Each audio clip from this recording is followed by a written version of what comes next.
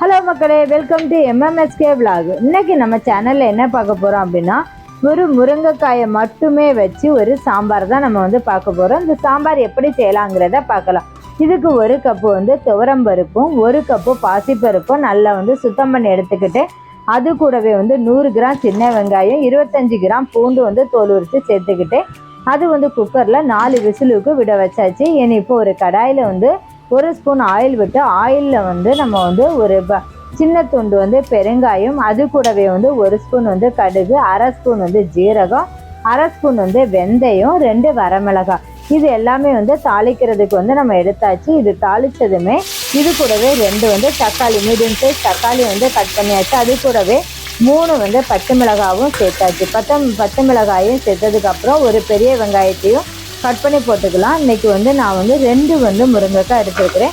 இந்த 2 முருங்கைக்காயை நீட்டாக கட் பண்ணி பகுடா கீரி எடுத்துருக்கிறேன். இது கூடவே இந்த முருங்கைக்காய் வேகிறதுக்கு தேவையான தண்ணியும் சேர்த்தாச்சு.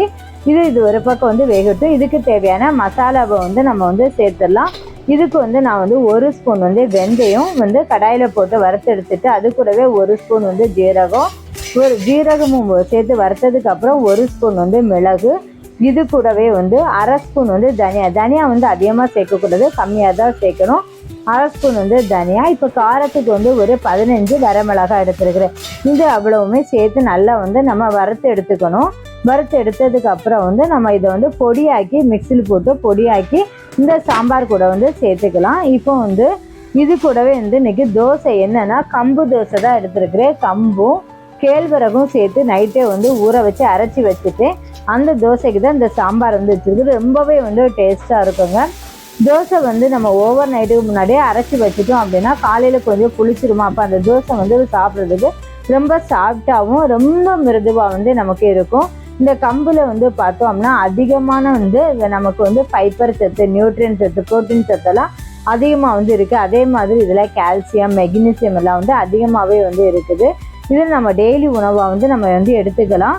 அது கூடவே இப்போ தோசை, இப்போ சாம்பார் நம்ம ரெடி பண்ணியாச்சு. காயெல்லாம் வெந்தாச்சு.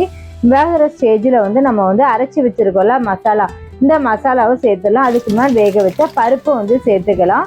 பருப்பு சேர்த்ததுக்கப்புறம் இதுக்கு தேவையான 1 ஸ்பூன் மஞ்சள் தூள் சேர்த்துக்கலாம். மஞ்சள் தூள் சேர்த்ததுமே நம்ம மிக்ஸியில் அரைச்சி வச்சுருக்கிற மசாலாவும் சேர்த்து கருவேப்பிலையும் மல்லி இலையும் போட்டு நம்ம இறக்கிக்கலாம். இப்போ ஒரு சுவையான டேஸ்டான ஆந்திரா ஸ்டைலில் சாம்பார் ரெடி ஆயாச்சு. இந்த வீடியோ உங்களுக்கு பிடிச்சிருக்கோன்னு நினைக்கிறேன். பிடிச்சிருந்ததுன்னா லைக் பண்ணுங்கள், ஷேர் பண்ணுங்கள், சப்ஸ்கிரைப் பண்ணுங்கள். நம்ம இன்னொரு நல்ல வீடியோவில் மீட். Thanks for